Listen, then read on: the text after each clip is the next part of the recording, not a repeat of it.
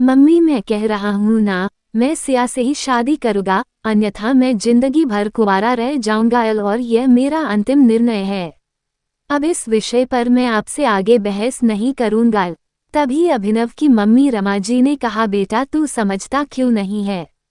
हमने तेरे सामने सिया की जन्म कुंडली पंडित जी को दिखाई थी ना, और उन्होंने सिया की कुंडली में मांगलिक दोष बताया है। अब तू बता, सब कुछ पता होते हुए हम तेरी शादी एक मांगलिक लड़की से कैसे कर दे?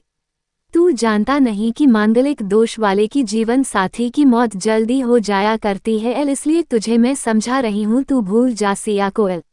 रमा जी ने अभिनव को बहुत समझाया, पर अभिनव का कहना था कि जब मैंने सिया से प्यार किया था तब मैंने उसके साथ प्यार करते हुए जन्म कुंडली का मिलान नहीं किया था, ना ही मैं इन मिलानों को मानता हूँ, इसलिए अब बस मैं शादी करूँगा तो सिर्फ सिया से, और यह मेरा आखिरी फैसला है।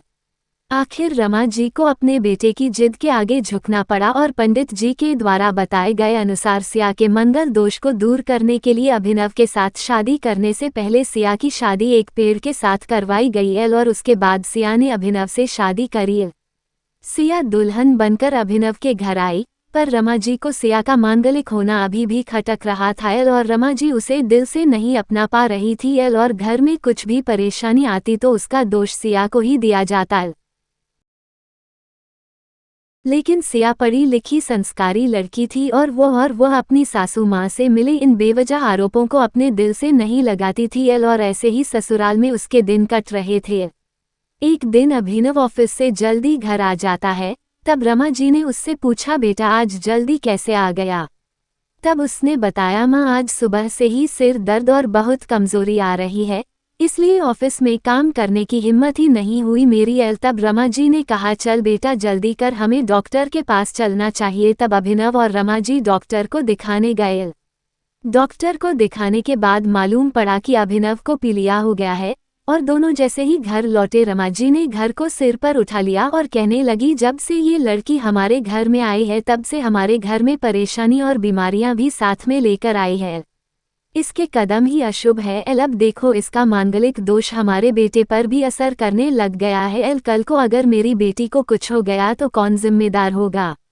तभी सिया ने कहा, मम्मी जी प्लीज, और कितना नीचा दिखाएगी मुझे? आज तक मैं चुप रही क्योंकि पापा ने यही सिखाया था कि बड़ों के आगे ससुराल में जवाब मत देना, पर आज तो आपने हद ही कर दी है। अगर मैं आज नहीं बोली तो जिंदगी भर खुद को माफ नहीं कर पाऊंगी। मम्मी जी अगर आप पंडित जी पर भरोसा नहीं करती थी तो उनके कहे अनुसार आपने सारी मांगलिक दोष निवारण की विधि क्यों करवाई? क्यों पहले आपने मेरी पेड़ से शादी करवाई?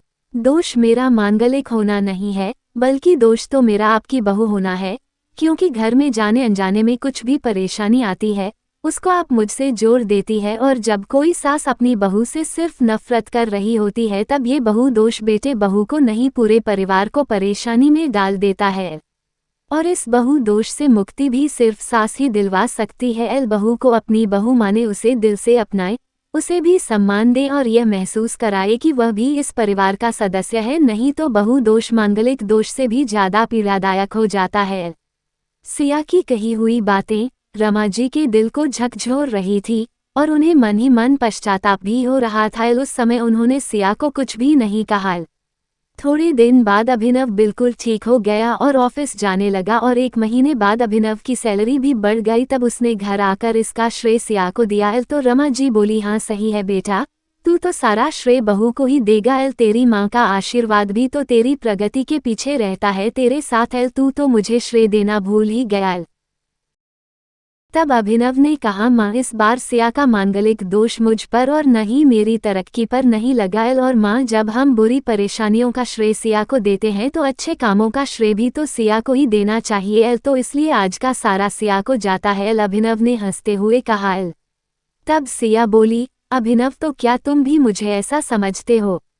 तब अभिनव ने कहा, नहीं सिया बिल्कुल नहीं, बल्कि मैं तो माँ को ये समझाना चाह रहा हूँ कि सुख दुख हमारे जीवन का हिस्सा है, और कभी जीवन में खुशियाँ आती है तो कभी गम भी आते हैं।